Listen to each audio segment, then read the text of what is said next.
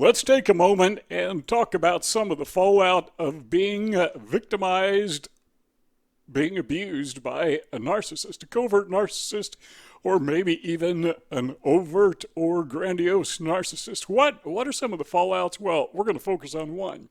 And that is sometimes we can become very avoidant because, well, we've been burned. Now, I said this, I think, in the last video we made, that after you have, well, not after, but during the abuse, you're thinking to yourself, I trusted this guy or I trusted this woman. And now you're finding that was a huge mistake, and the thought comes to your mind, who can I trust? I mean, this person was my buddy, my friend, whatever. I don't think I can trust anybody ever again. And that's a real problem. So what happens?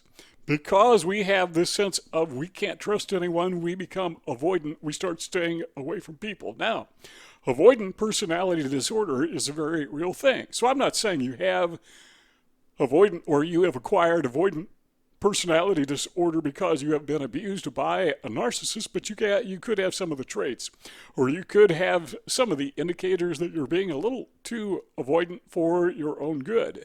So think of that as one of the wounds, one of the scars that you bear after you've been abused by this person, or maybe it's more than one person. So what are the indicators? How do we know if a person has avoidant personality disorder? Well, psychologists tell us that of the 7 traits, you got to have at least 4 of them, 4 or more of these 7 traits. So let's go through these.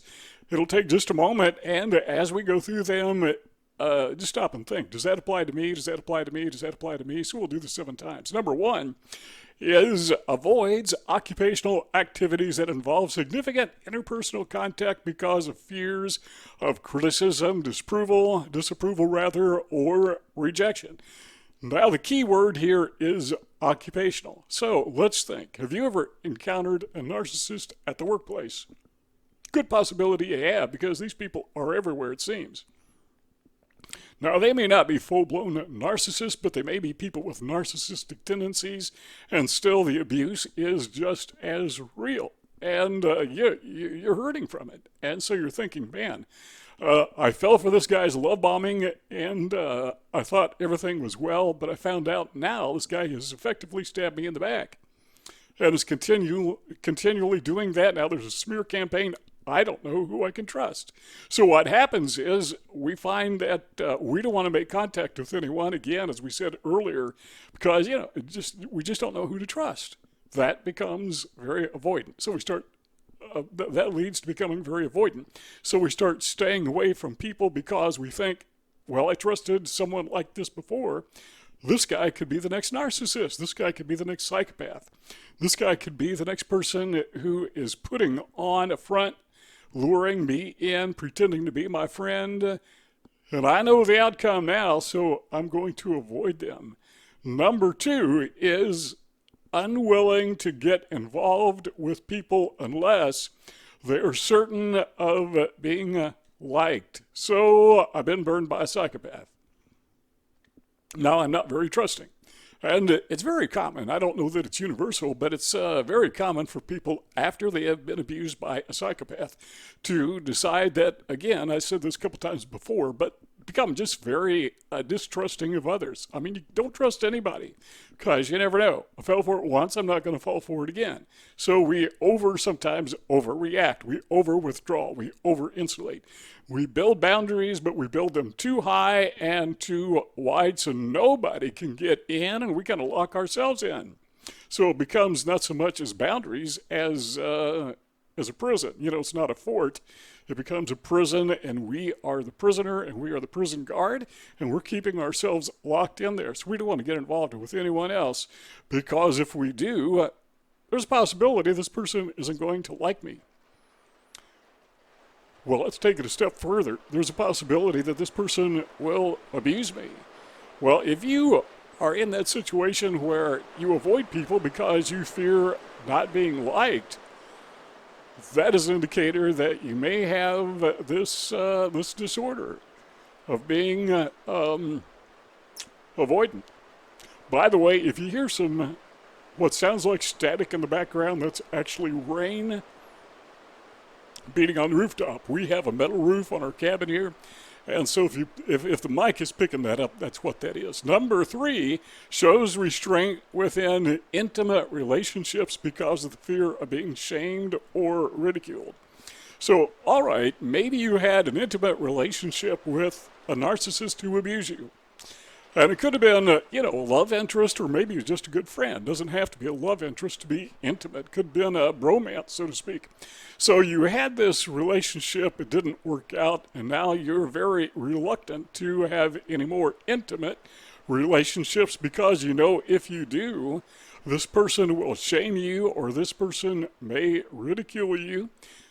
Why would you even think that? Well, because in a sense you have been trained. Your mind has been formed by the narcissist in the past that this is the outcome when you get close to people. So you just show a little bit of restraint, more so than neurotypical people. Number 4 is preoccupied with being criticized or rejected in social situations. So the key words here are preoccupied and social situations. We don't like to be rejected. I don't think anybody likes to be rejected, but most of us understand that rejection is a part of life. Not everybody is going to like us, and we're not going to like everybody. Some personalities just don't mesh. We don't synchronize. We just don't get along. But to be preoccupied with that, to be in a position where you're just terrified of being criticized or maybe rejected, if you go to, say, a wedding, or you go to church, or you go to a school function, or a church outing of some kind, or family reunion, or school reunion, I can think of dozens of things maybe, where you go and then you say, I shouldn't be here because somebody's going to criticize me. I know that. They're going to reject me, maybe ridicule me because, well, I've gone through this before. I've been here before. I've done this, and it was a bad experience, and I expect it's going to happen over again. Number 5 is inhibited to new interpersonal situations because of feelings of inadequacy. So you feel inadequate because you fell for the love bombing. Remember, the narcissist at the very onset was very friendly, very cordial.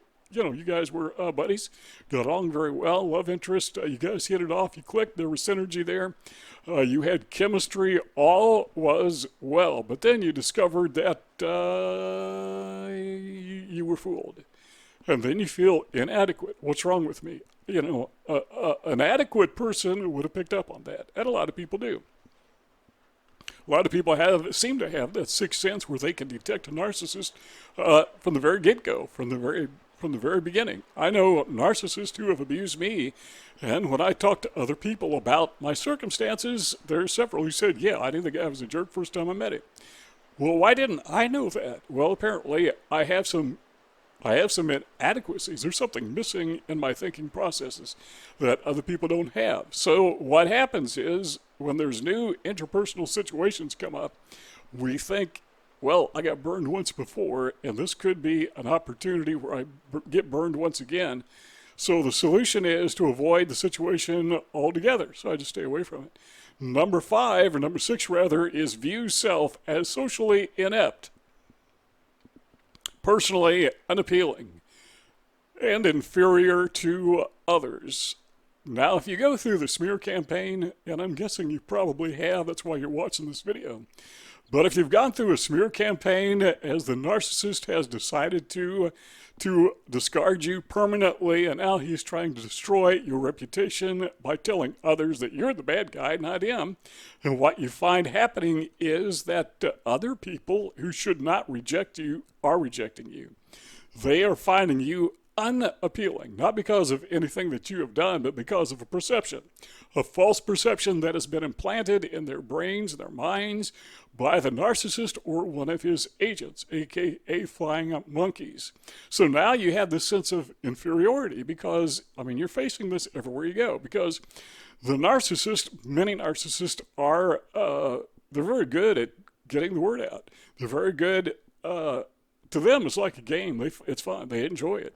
So it's very permeating in your social circle. They try to turn everybody that you know, from your best friend, family members, to somebody you just met, on the fly, maybe a clerk in a store or whatever.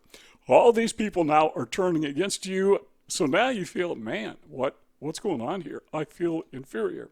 So number 6, if you view yourself as socially inept, personally unappealing, or inferior to others, that is an indication, that's one of the 7 points, that you may have this challenge with avoidant personality disorder. And that could be an onset as a response to being abused by a narcissist. Number 7 is unusually reluctant to take personal risk or to engage in any new activities because they may prove embarrassing. So once again, been there, done that. You were first time you encountered the narcissist, all was well, you didn't have any problem whatsoever. You weren't reluctant to get involved with these other people, which included the narcissist. That was just one person, maybe in a pool of other people. I don't know. Maybe it was somebody at school, at work, at church, wherever you hang out, maybe family, extended family, whatever. And you found that that didn't turn out very well. Again, that goes back to what we said at the very onset, because, well, you were trusting. And now you're feeling like, I don't think I should be that trusting. So the key word here is unusually reluctant. So I guess everybody has a little bit of reluctance, but this is, way above board. So we're thinking avoidance. The way to stay clear of narcissists, because you don't know who is and who isn't. The way to stay clear of narcissists is to stay clear of everybody. So there is a risk. You see this as a personal risk in getting involved in any kind of new activities that involves people, social interaction of any kind, because, well, you could wind up embarrassed like you did last time. See those 2 rectangles on the screen?